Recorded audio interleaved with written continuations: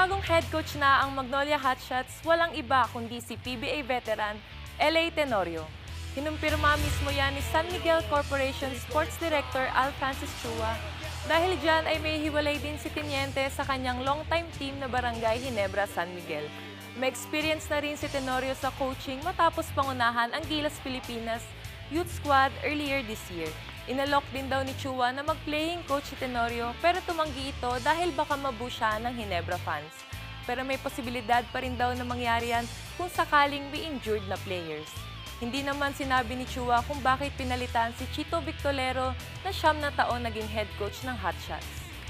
Mga kapatid, Jig Manikad po, pagdating sa mahalagang balita sa loob at labas ng bansa, dapat una sa lahat, mag-follow at mag-subscribe na sa social media pages ng News 5.